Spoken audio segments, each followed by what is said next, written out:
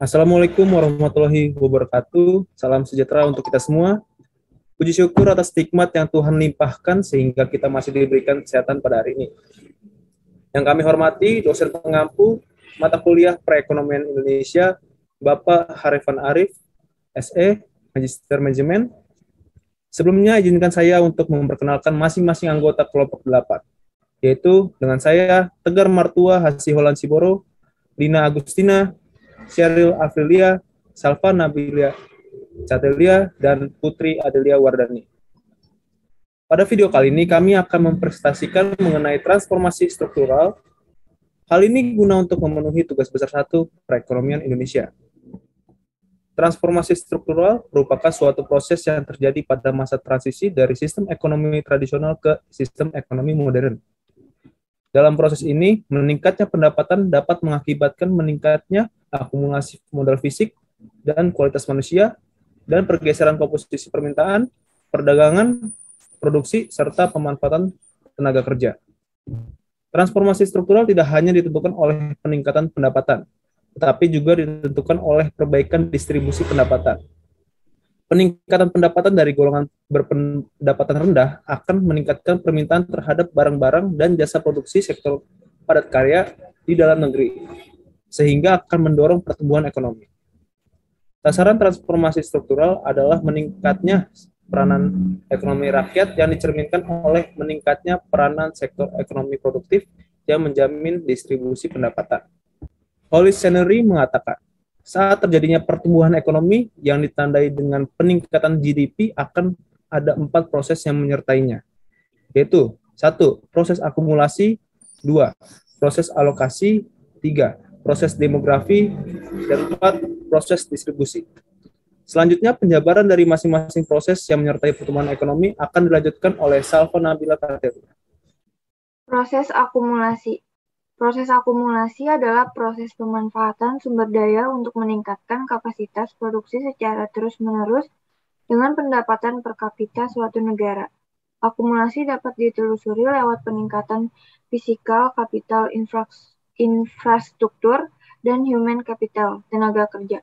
Proses akumulasi ini merupakan sebuah proses yang menyertai pertumbuhan ekonomi sebuah negara, di mana pertumbuhan ekonomi yang ditandai dengan peningkatan GDP akan membuat terjadinya peningkatan penggunaan barang modal.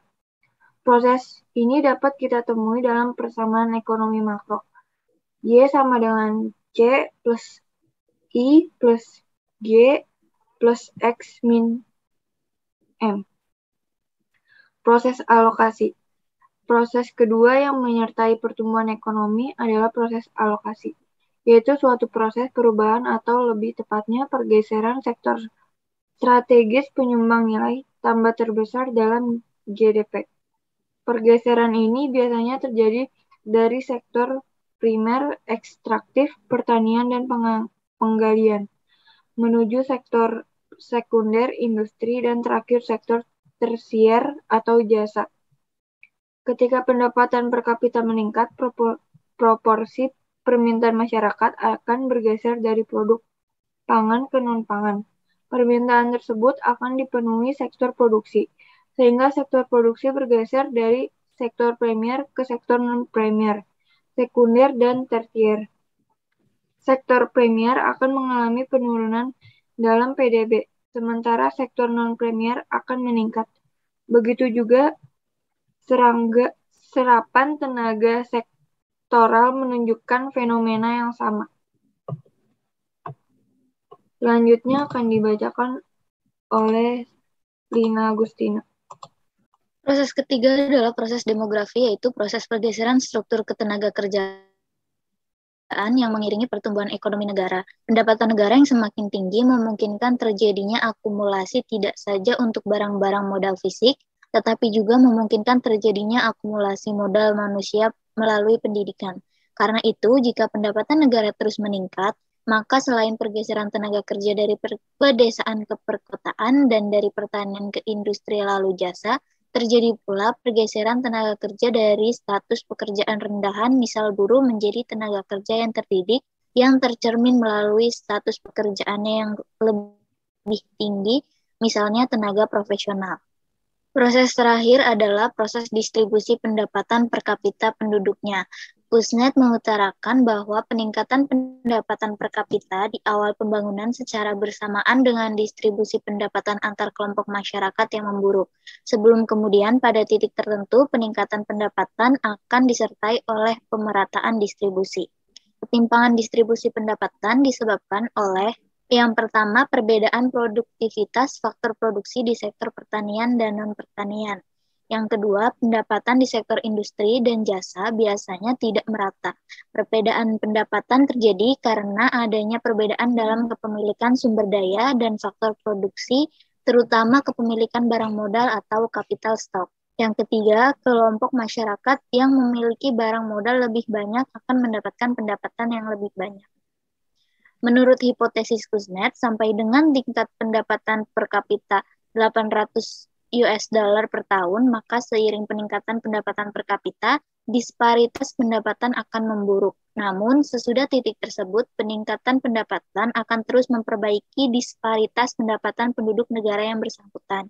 Hal ini dapat terjadi karena saat negara masih berpendapatan rendah, tax system yang ada masih sangat lemah pengadministrasiannya.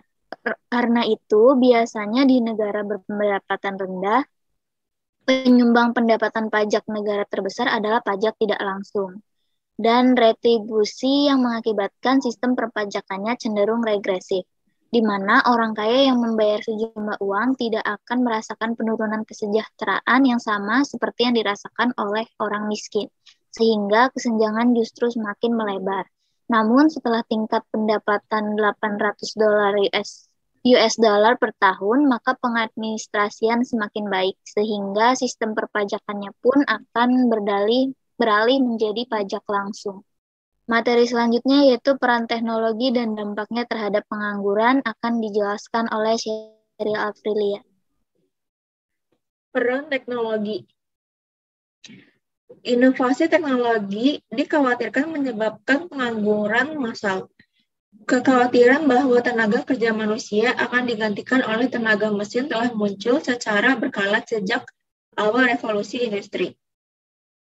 Teknologi Informasi dan Komunikasi (TIK) saat ini merupakan penggerak utama dari revolusi teknologi yang sedang berlangsung.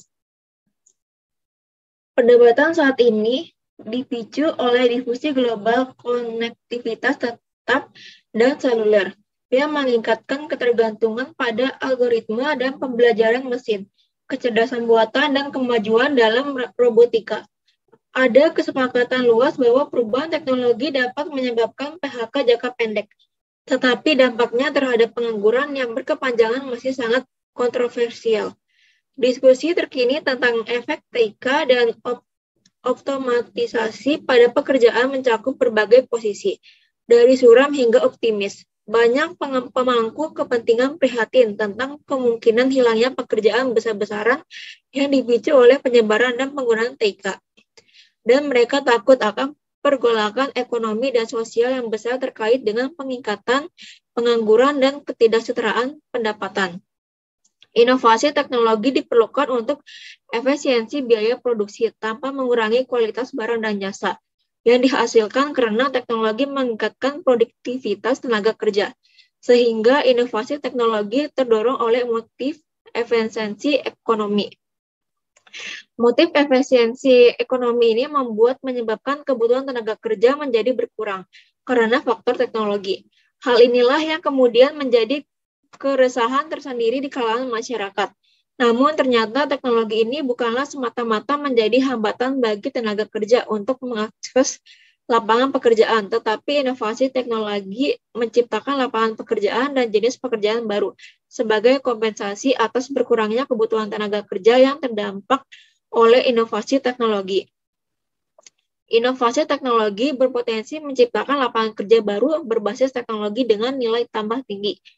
Inovasi teknologi memungkinkan perusahaan menghemat biaya modal dengan mengadopsi teknologi pada karyawan, sehingga cenderung mengurangi tenaga kerja manusia. Beberapa diskusi tentang kepemimpinan etis dalam ekonomi digital telah memberikan beberapa wawasan untuk mengatasi peningkatan kompleksitas dalam masyarakat di mana pasar terhubung namun terputus, dan ini telah menyebabkan praktik pemasaran tersesat. Referensi kepemimpinan etis dan perannya dalam menerapkan inovasi teknologi dengan menyatakan bahwa inovasi teknologi memiliki dampak positif pada kinerja perusahaan dan bahwa kepemimpinan etis memainkan peran penting dalam memoderasi efek ini.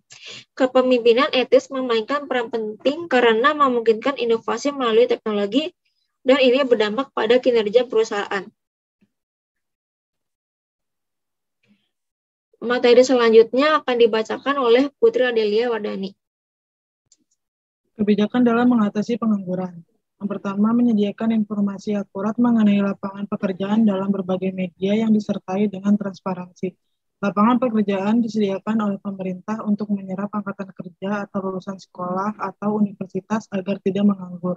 Lapangan kerja yang disediakan bisa dilakukan dengan menjalin kolaborasi dan kerjasama dengan perusahaan yang membutuhkan angkatan kerja yang banyak. Yang kedua, menyelenggarakan pelatihan kerja secara gratis kepada penduduk yang membutuhkan pekerjaan. Pelatihan bisa diselenggarakan dengan kolaborasi atau kerjasama dengan lembaga pelatihan atau pendidikan yang ada di lingkungan penduduk tersebut. Pelatihan kerja cenderung lebih dibutuhkan bagi penduduk yang tidak memiliki latar belakang pendidikan yang baik, sehingga tidak memiliki keterampilan atau keahlian dalam bekerja, namun seiring perkembangan teknologi, banyak hal yang perlu dikembangkan juga oleh penduduk lulusan sekolah atau universitas.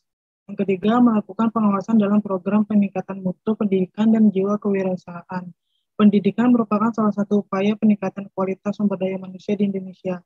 Pemerintah perlu melakukan pemetaan terkait dengan angka putus sekolah atau anak yang tidak mampu bersekolah karena biaya pendidikan. Oleh karenanya, pemerintah perlu hadir untuk memberikan akses pendidikan gratis sebagai upaya pemenuhan hak dasar penduduk Indonesia. Hasil penelitian sebelumnya mencatat bahwa pendidikan berperan untuk mewujudkan sumber daya manusia yang kompeten karena pada pendidikan yang terselenggara tersebut, pencari kerja akan diberikan berbagai pengetahuan dan keterampilan sebagai pendukung dalam mencari pekerjaan atau membuat pekerjaan. Yang keempat, menyediakan dan meningkatkan sosialisasi terkait dengan literasi informasi berbasis inklusi sosial kepada penduduk Indonesia.